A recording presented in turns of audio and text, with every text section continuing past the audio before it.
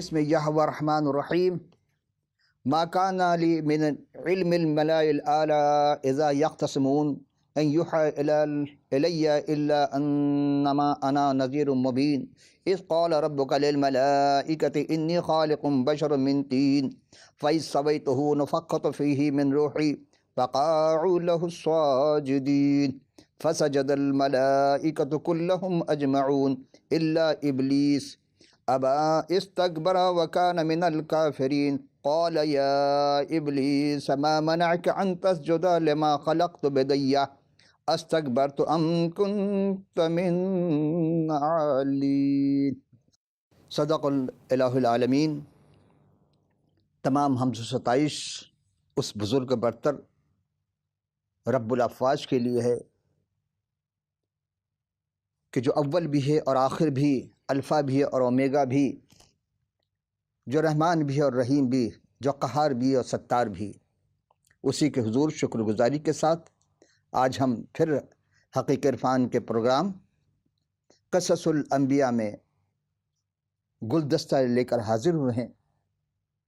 چند سوالات آئے اور اسی کو مد رکھتے ہوئے آپ کی خدمت میں پہلے قرآن شریف سے چند آیت، اس کے بعد ہم تفصیل میں جائیں گے۔ تو آپ تمام سامعین ناظرین کی خدمت میں اپنی پوری ٹیم کے ساتھ محبت بھرا سلام اور خوش آمدید۔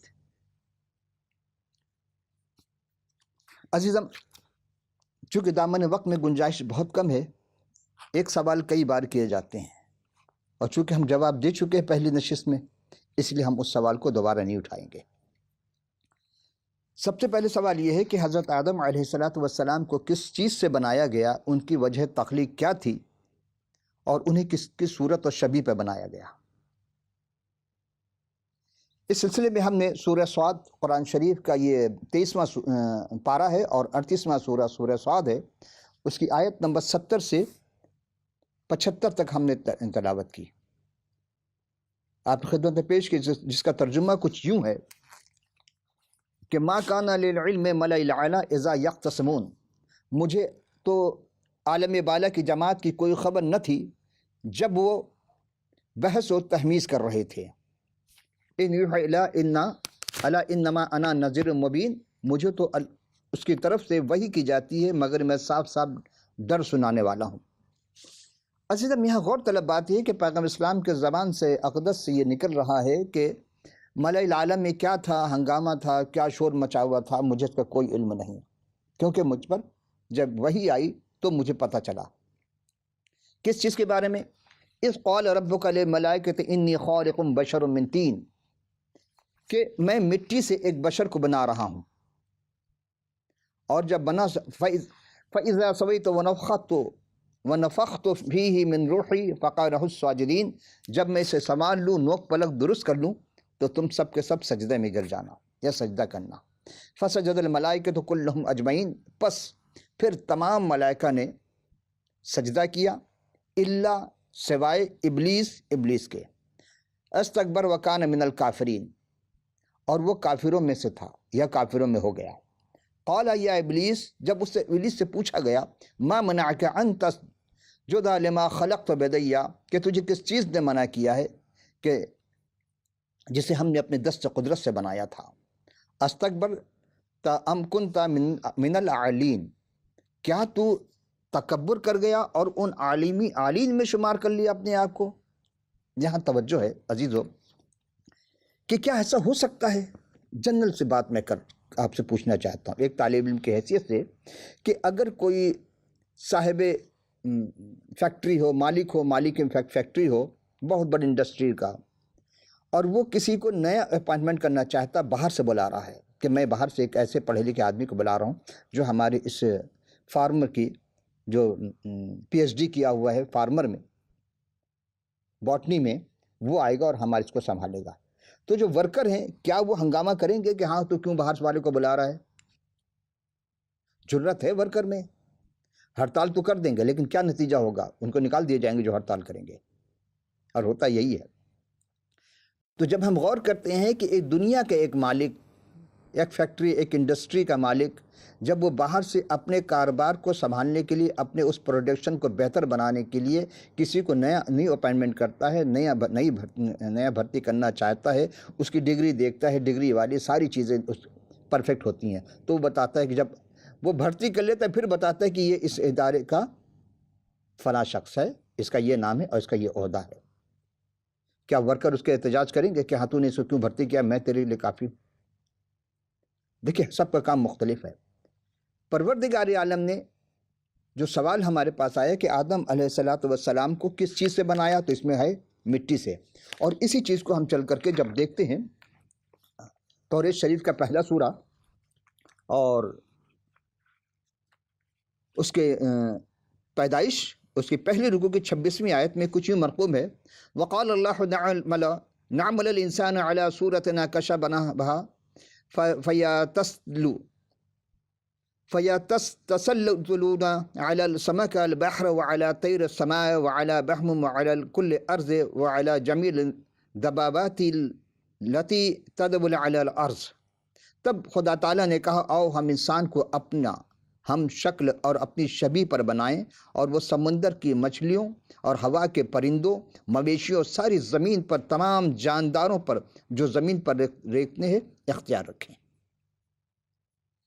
عزیزو، یہاں ہم کا صیغہ استعمال ہوا ہے کہ ہم صورتنا، یعنی ہم اپنی صورت سے شبیہ کے معنی انسان کو بنائیں۔ تو خدا تو واحد ہے، پھر وہ جمع کا صیغہ کیوں استعمال کیا؟ یعنی وحدت میں کثرت ہے۔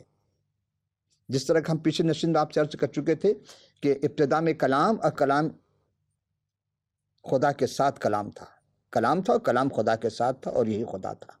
تو اب یہاں دو کا تذکرہ، ایک کلام ہے اور ایک خدا ہے۔ جہاں ہم نے اپنی گفتگو پچھلی نشست میں ختم کی تھی، اختتام پذیر ہوئے تھے ہم، تو وہاں ہم نے یہ کہا تھا آپ سے کہ وہ کلمہ کون تھا جس کو قرآن نے کلمت اللہ اور روح اللہ کہا ہے۔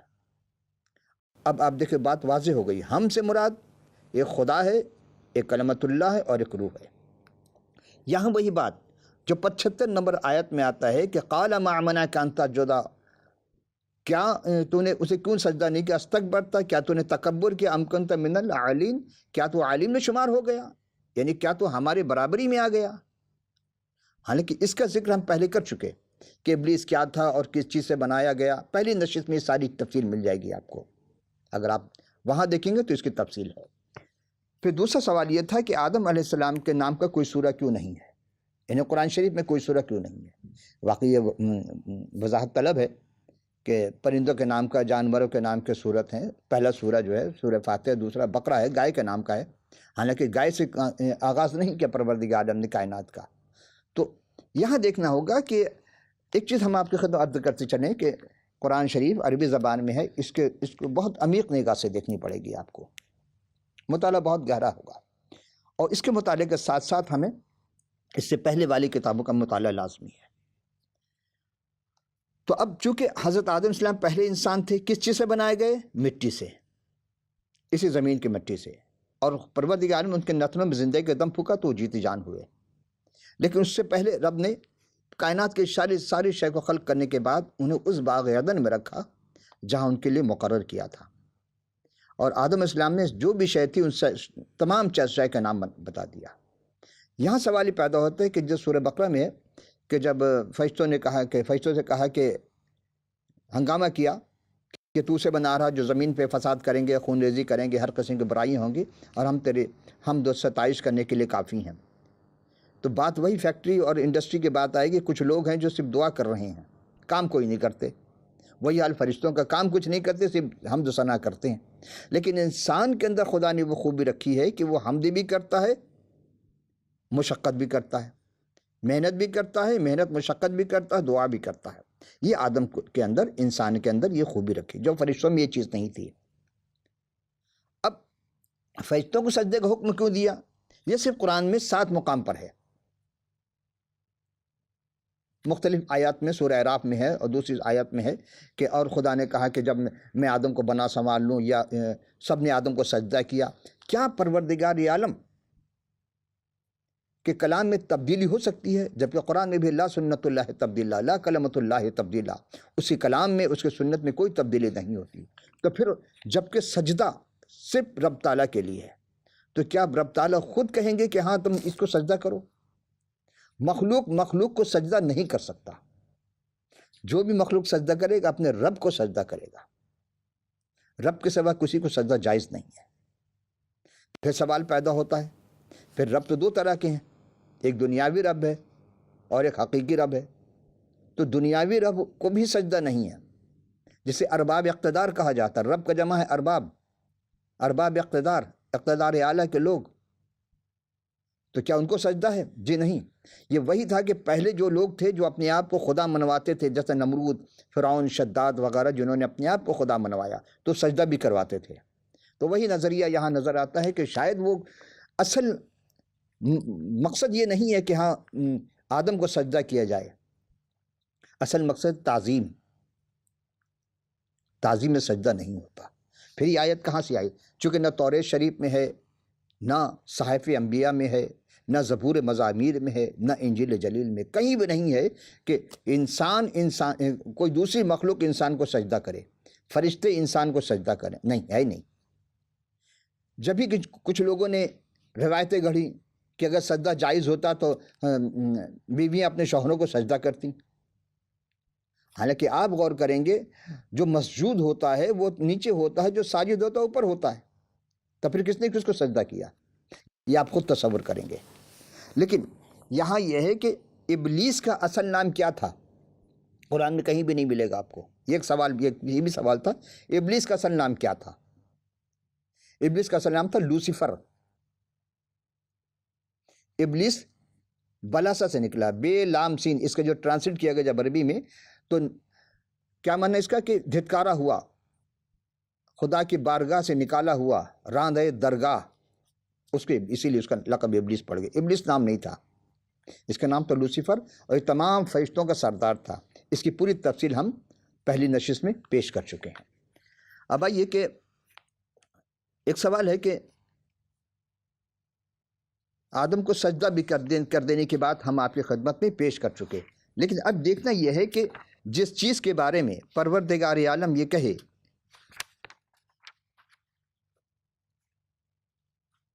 پس سب کے سب فرشتوں نے اکٹھے سجدہ کیا، فسجد الملائکۃ کلہم اجمعون، پس سب فرشتوں نے سجدہ کیا۔ پھر وہی بات کہ کیا واقعی فرشتوں نے حضرت آدم علیہ السلام کو سجدہ کیا؟ تو کس بیس پر؟ خدا سمجھ کر؟ سوال یہاں آ جائے گا۔ تو پھر وہ جو بت پرست ہیں، جو پتھر سے اور مٹی کے اور لوہے کے اور چاندی کے اور سونے کے سے بت گڑھ کر کے، بنا کر کے اپنے ہاتھوں سے، اور اس کو خدا مان کر پرستش کرتے ہیں، کیا وہ صحیح ہے؟ پھر ان کو تو دلیل مل جائے گی، بھائی جب فرشتے آدم کو سجدہ کر سکتے ہیں تو ہم تو فرشتوں کو نہیں، ہم بھی آدم کے بنائی ہوئی صورت اور شبیہ پر۔ اسی چیز کو ایک اور صاحب گزرے ہیں جنہوں نے بڑی اچھی بات کی تھی کہ اگر آپ کو دیکھنا ہو کہ انسان کے اندر کیا چیز ودیت کی گئی ہے، عزیز ہم اب غور کریں ذرا۔ ایک شخص گزرا ہے یونانی فلسفی، ہم درمیان میں کچھ یونانی فلسفیوں کو اور بہت سارے فلسفے کو شامل بھی کریں گے اپنی گفتگو میں۔ تو آج ہیراکلیٹس ایک فلسفی گزرے ہیں جو 535 قبل مسیح سے 475 قبل مسیح، ان کا کہنا ہے کہ دیویوں اور دیوتاؤں، وہ یعنی دیوی دیوتاؤں کے سخت مخالف تھے۔ ان کا ذکر نہایت حقارت سے کرتا ہے اور کہتا ہے کہ عام لوگ جن بتوں کی پرستش کرتے ہیں ان کے متعلق وہ کچھ نہیں جانتے کہ وہ کیا کرتے ہیں۔ ہے نا عزیز و غور طلب، وہ جانتے نہیں کہ وہ کس کے مورت بنا رہے ہیں، کس کی صورت بنا رہے ہیں، کس کی پرستش کر رہے ہیں۔ اور پھر ایک اور ہے زینوفینز 6 صدی قبل مسیح کے فلسفی ہیں، اور یہ شاعر بھی، اور یہ بھی دیوتاؤں کے سخت مخالف ہیں، تنقید کرتے ہیں، کہتے ہیں کہ خدا ایک ہی ہے جس کو فنا نہیں۔ اس کا کہنا ہے کہ لوگوں نے اپنی شکلوں پر دیوتاؤں کو بنایا، 4 آنکھیں، 8 ہاتھ بنا دیے، 4 پیر بنا دیے، انسانی شکل میں ہاتھی جیسے سونڈ لگا دیے، کوے کی شکل بنا دی، کان بنا دیے بڑے بڑے، جس کو جیسا سمجھا انسان نے اس کو خدا مان لیا اپنے جیسا تصور میں۔ تو ان کا کہنا یہ ہے کہ لوگوں نے اپنی شکلوں پر دیوتاؤں کو بنایا۔ اگر بیلوں، خنزیروں اور دوسرے جانوروں کے ہاتھ میں منہ یا قلم ہوتا تو اپنی صورت پر خدا کو بنا ڈالتے۔ یہی وجہ ہے کہ حبشہ کے دیوتاؤں کا رنگ کالا اور ناک چپٹی ہے۔ زینوفینز کا کہنا ہے کہ خدا ہر لحاظ سے انسانوں سے مختلف ہے۔ خدا ایک یعنی وحدت ہے جس کی ابتدا ہے نہ کوئی انتہا، ایک ہی جگہ رہتا ہے، وہاں سے حرکت نہیں کرتا۔ یہ ان کا اپنا نظریہ ہے۔ اس کو دنیا کا نظام چلانے کے لیے کوئی کاوش نہیں کر پڑتی۔ خدا کائنات کا اساسی کلیہ ہے اور خدا ہی کائنات ہے۔ یہ بات بھی کلام کے مطابق یعنی کلام مقدس کے مطابق کسی حد تک درست ہے کہ خدا ایک ہے، وحدت ہے جس کی ابتدا ہے نہ کوئی انتہا۔ بات کلام کے خلاف بھی ہے، وہ یہ کہ ایک جگہ رہتا نہیں، خدا تو ہر جگہ ہے، جبکہ وہ محدود نہیں ہے۔ ہم محدود ہیں، ہم ایک وقت میں ایک ہی جگہ رہ سکتے ہیں، لیکن پروردگار عالم ایک وقت میں تمام کائنات پر ہے کیونکہ وہ لامحدود ہے۔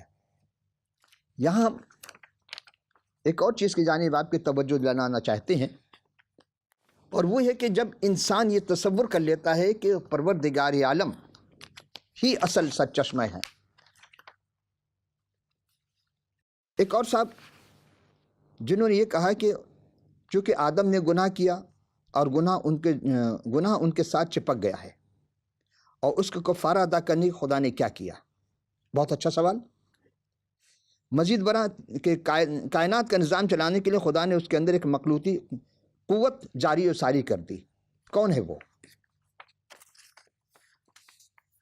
اور جس کو اس نے روح القدس کا نام دیا ہے، کیوں نام دیا؟ بھئی خدا ہے وہ جس کو جو چاہے نام عطا کرے۔ بظاہر تو یہ ایک سوال ہے، یعنی کئی سوال ہے، کئی وجوہات میں سے نکل رہے ہیں، کئی چیزیں شاخیں نکلتی ہیں، اور اس کی تفصیل قرآن میں کہیں نہیں ملے گی آپ کو کہ ہاں کیوں ہے، کیسا ہے۔ مثلاً کہ آدم علیہ السلام کو کیوں خلق کیا؟ اصل میں کلام کرنے کے لیے خدا کے ساتھ خدا کی صورت میں کوئی نہیں تھا۔ فرشتے ذکر میں محو تھے، اس کی حمد و ستائش کرتے تھے، جس کی جو ڈیوٹی لگا دی اسی ڈیوٹی پر مامور تھے۔ لیکن انسان کو بنانے کا مقصد یہ تھا تاکہ اس کائنات کو خدا کے اس کام کو انسان پورا کرے، اور انسان کو خدا نے اپنی صورت و شبیہ اس لیے بنایا تاکہ انسان سے وہ کلام کرے، اور کلام بھی وہ اپنے کلام کے ذریعہ کیا، کلمہ کے ذریعہ کلام کیا۔ اور یہ ہم پہلی نشست میں آدم اسلام کے بارے میں جو باتیں تھیں وہ ہم پیش کر چکے کہ ٹھنڈے وقت میں خدا آتا تھا اور آدم اور حوا سے باتیں کرتا تھا، لیکن ابھی حوا کا تذکرہ نہیں آیا۔ سوال اگلی نشست میں ہم حوا کے متعلق گفتگو کریں گے۔ جب آپ دیکھیں گے کہ توریت مقدس میں ہے کہ خدا نے ابتدا میں زمین اور آسمان کو پیدا کیا، اور زمین ویران اور سنسان تھی، گہرائی کے اوپر اندھیرا تھا، اور خدا کی روح پانی کی سطح پر جنبش کرتی تھی۔ یہی اسی جگہ ہم نے اپنی اگلی نشست کو یہاں پچھلی نشست جو تھی یہاں ہم نے اختتام پذیر کی تھی۔ عزیز و غور طلب بات یہ ہے کہ خالق کائنات چاہتا ہے کہ اس کا حقیقی عرفان انسان حاصل کرے، اور اس کی روح سے کتاب مقدس میں جو ابتدا کی 4 آیت ہیں، یعنی خدا نے ابتدا میں، یہ خدا ایک نے ابتدا میں، یہ ایمان کی بنیاد ہے۔ اگر یہ بات کوئی بھی تسلیم کر لیتا ہے تو اس کا مطلب خدا کے پورے کلام کو وہ آسانی سے سمجھ سکتا ہے۔ جب کوئی خدا کو ہی نہیں تسلیم کرے گا تو اس کے کلام کو بھی نہیں تسلیم کر سکتا۔ جو بھی ان 4 الفاظ کو یعنی خدا نے ابتدا میں پر ایمان رکھتے ہیں لائیں گے، کیونکہ یہ وہی پیدائش یا تخلیق کا واحد اور مستند جامع اور بیان جو کہ ہر دور کے لوگوں کے لیے با مقصد ہے۔ کتاب الہی یا الہی دستور کا آغاز نام خدا سے ہوتا ہے، بیان نہیں اس کا ہماری زندگیوں میں اولین مقام بھی ہونا چاہیے۔ اور اس کی دوسری آیت میں تخلیق کا بیان کے سلسلے میں کہ مختلف راسخ العقائد و تشریحات میں سے ایک از سر نو تخلیق کا نظریہ بھی ملتا ہے، جس کے مطابق تورات شریف کا پہلی اور دوسری آیت کے درمیان ایک بہت بڑا ثانیہ ہوا۔ شاید یہ ابلیس کا گرائے جانا تھا، لیکن ہم نے ابلیس کے متعلق حزقیل علیہ السلام کا صحیفہ سے پہلی نشست میں پیش کر چکے، اسی لیے اب چونکہ دامن وقت میں گنجائش نہیں ہوتی ہے تو ہم بہت محدود وقت میں ہوتے ہیں۔ ہم آگے چل کر یہ بھی سیکھیں گے کہ اس صحنیت سے خدا کی بنیاد کیا ہے؟ بنیادی اور کامل تخلیق کیا ہے؟ یعنی ویران اور سنسان ہو گئی، چونکہ خالق کائنات نے کن فیکون، کن کہا فیکون، ساری چیزیں بنی شروع ہوئی کہ ذریعہ اب زمین کو ابس نہیں بنایا، پیدا کیا۔ اس لیے صرف ایک بہت بڑا انقلاب ہی ہے جو آیت نمبر 2 میں ویران اور اس کی وضاحت کرتی ہے۔ اس نظریے کے حامی لفظ تھی حقیقت میں نشاندہی ہے جو عبرانی لفظ کے مطابق ہے، اور خدا کی روح پانی کی سطح پر جنبش کرتی تھی۔ یہ بھی ہم پہلی نشست میں پیش کر چکے، بہت بڑی تخلیقی اور اثر نو تشکیل کے عمل کی تیاری کے لیے۔ بعد میں آیات میں بیان ہے کہ 6 دن میں تخلیق، اثر نو، تشکیل انسان، زمین اور انسان۔ اب عزیزو ہم یہاں ایک اور چیز غور کرتے ہیں کہ جب ہم نے کہا تھا کہ ابتدا میں کلام تھا، کلام خدا کے ساتھ تھا، اور یہی کلام ابتدا میں خدا کے ساتھ یہی کلام تھا، یہی خدا تھا، سب چیزیں اس کے وسیلے سے پیدا ہوئیں، جو کچھ پیدا ہوئی اس میں کوئی بھی چیز اس کے بغیر پیدا نہیں ہو۔ آئیے اب ذرا اس کی تشریح ہم غور کے، ابتدا میں کلام سے کیا مراد؟ جب تک خدا پر ہمارا ایمان کامل نہیں ہوگا، ہم اس کے بھیجے ہوئے انبیاء و مرسلین کے بابت کوئی بھی بات جو بھی کہیں گے پھر اپنی من گھڑت ہوگی، کلام کے مطابق نہیں ہوگی۔ اسی لیے ہم اب پہلے خدا کی تشریح کر کے پھر ہم آدم کی تشریح، پھر انبیاء کی طرف چلیں گے، کہ یعنی خدا تعالیٰ کا اپنا کوئی آغاز نہیں ہے، بلکہ وہ ازل سے موجود ہے۔ انسانی ذہن جتنا بھی ماضی میں جائے خداوند وہاں موجود پائے گا وہ اس کو۔ کلام کے ساتھ تھا کیا مراد؟ یعنی کلام اور خدا کبھی مخلوق نہیں ہوئے، کبھی مخلوق نہیں ہوئے، خلق نہیں کیے گئے، اور اس کا کوئی شروع یا آغاز نہیں ہے، کلام کا نہ خدا کا۔ اب پھر غور کریں، کلام خدا کے ساتھ تھا، یعنی ان کی شخصیت بالکل الگ اور جدا ہے، وہ کوئی خیال یا تصور میں نہیں لا سکتا۔ جو ذہن میں آ گیا وہ خدا کیوں کر ہوا؟ خدا ذہن میں نہیں سما سکتا، ہم محسوس کر سکتے ہیں اس کی صنائی کو دیکھ کر۔ نہ کوئی مبہم یا نظیر ہے، بلکہ حقیقی شخص اقنوم تھے جو خدا کے ساتھ رہتے تھے، یعنی کلام خدا تھا۔ وہ نہ صرف خدا کے ساتھ رہتے تھے، وہ کیا پھر، بلکہ خود خدا تھے وہ۔ اقنوم یعنی 3 باتیں اس کے اندر ہیں، پہلا خدا ہے، پھر اس کے وہ خدا باپ کہلاتا ہے، پھر خدا بیٹا، پھر خدا روح القدس۔ اب نعوذ باللہ آپ کے ذہن میں بات ہے کہ لا حول ولا قوت، یہ کیا بات ہو گئی کہ خدا، جی ہاں، وحدت میں کثرت ہے، جو اہل تصوف ہیں اس بات کو بخوبی جانتے ہیں، اور اس چیز کو سمجھنے کے لیے، جاننے کے لیے کہ ہم نے وحدت میں کثرت کو کیسے کہا، حقیقی عرفان، حقیقی عرفان میں اسماء الحسنہ اس کے آخری نشست جو ہوئی ہے، یعنی اب وہ آپ اس وہاں جا کر دیکھ سکتے ہیں، اس کے میں نے پوری تفصیل وہاں پیش کرنے کی کوشش کی۔ اب آئیے میں پانی کی مثال میں آپ کو دینا چاہتا ہوں۔ پانی ایک ہی وقت میں ٹھوس بھی ہے، مائع بھی ہے، گیس بھی ہے۔ آپ پانی کو منجمد کر دیں، برف بن جائے گا، اسے پگھلا دیں، پانی بن گیا، اسے اڑا دیں، بھاپ بہت زیادہ اگر گرم کریں گے بھاپ بن کر اڑ جائے گا۔ لیکن کیا کہیں گے اس کو؟ کیا بھاپ پانی نہیں، برف پانی نہیں ہے؟ لیکن 3 نام ہو گئے اس کے۔ کوئی بھی کہتا خدا ایک ہے، بالکل خدا ایک ہے، لیکن اگر آپ الف یہ کاف ایک لکھیں گے تو حروف تو 3 بن رہے ہیں۔ آپ انگلش میں 1 لکھیں گے ONE 1، وہ بھی 3 بن رہے ہیں۔ عربی میں احد لکھیں گے، الف ح دال احد، وہ بھی 3 حروف بن رہے ہیں۔ تو ایک کو کیسے ثابت کریں گے آپ؟ ایک کو ثابت کرنے کے لیے وہ وحدت تو ہے، اس کے اندر وحدت ہے، یہ بات نہیں ہے، جسمانی اعتبار سے نہیں ہے۔ خدا روح ہے، اور روح کے اندر وہ چیز پائی جاتی ہے جو انسان خود بھی محسوس کرتا ہے، اپنے روح میں کیا محسوس کرتا ہے، یہ آپ خود تصور کیجئے۔ پھر ہم دیکھتے ہیں کہ پانی کی مثال ہم نے آپ کو دی، مگر جوہر میں ایک ہی ہے۔ پانی جوہر میں ایک ہے، خواہ وہ برف بن جائے یا بھاپ۔ اسی طرح پروردگار عالم جوہر میں ایک ہے، لیکن اقنوم میں 3 ہے۔ جس طرح پانی، جس طرح آپ اگر انگلش میں فارمولہ لکھیں گے H2O، جب بھی دیکھیں 3 بنے، H2O 3 بنتے ہیں فارمولے میں بھی۔ یہاں ہم اسی چیز کو آپ کی خدمت پیش کرتے ہیں، اس اسماء مبارکہ جس کو یہاں جو آیت ہے استکبرت ام کنت من العالین، کیا تو، یعنی ابلیس سے کہا کیا تو عالین میں ہو گیا؟ یہ عالین، یہ شخصیت ہے۔ لیکن جیسے جیسے ہم ایمان میں آگے چلیں گے، ایمان اس پر رکھیں گے، ایمان میں افضلیت آئے گی، ایمان میں ہم معمولی حاصل کرتے چلیں گے، تو پھر یہ بات آسانی سمجھ میں آئے گی۔ ایک شخص جو ایمان نہیں رکھتا وہ خدا کے وحدانی کو نہیں سمجھ سکتا، اس کے اقنوم کو نہیں سمجھ سکتا۔ لیکن اس آیت میں ذات الہی کے دو اقنیم ہیں، ایک باپ ہے، دوسرا بیٹا کا ذکر ہے۔ اسی چیز کو جاننے کے لیے بعد نظر لگتا ہے کہ یہاں پہلی آیت کو دہرایا گیا، دراصل ایسا نہیں ہے۔ یہاں بتایا گیا ہے کہ حضرت مسیح سلام علینا کی شخصیت اور الوہیت دونوں کی کوئی ابتدا نہیں ہے۔ وہ بیت لحم میں طفل کے طور پر پہلی دفعہ ایک شخص نہیں بنے تھے، اور نہ ہی مردوں میں سے جی اٹھنے کے بعد کسی طرح خدا بن گئے، نہیں۔ حالانکہ بعض لوگ ایسی تعلیم دیتے ہیں جبکہ وہ ازل ہی سے خدا باپ کے ساتھ تھے، خدا بیٹا موجود تھے۔ تو خدا کیا تھا؟ خدا روح ہے، اور خدا کا کلام، اب اس کی تشریح کچھ ہے کہ خدا روح ہے تو روح کیا ہے؟ روح اللہ بنے، اور کلام خدا کے ساتھ کیا بنے؟ کلمت اللہ بنے۔ اگرچہ یہاں بہت واضح ہو گئی کہ انسان کو، آدم کو جو بنایا، کہا کہ ہم آدم کو اپنی صورت و شبیہ کے مانند بنائیں، تو یہ ہم سے مراد یہ خصوصیات تھی۔ پھر اس کا خلاصہ کیا ہوا کہ حضرت ابتدا میں کلام تھا، کلام خدا کے ساتھ تھا، اور کلام خدا تھا، یہی ابتدا میں خدا کے ساتھ تھا۔ گویا کہ کلام خدا کے ساتھ تھے اور کلام کے ساتھ موجود خدا تھا۔ تو خدا ان سے کلام کرتا تھا۔ خدا آج بھی کلام نہیں کرتا ہے کیا؟ بالکل کرتا ہے۔ جب تک ہم اپنے اندر خدا سے وہ والہانہ محبت نہیں رکھیں گے جو ہم اپنے باپ سے رکھتے ہیں۔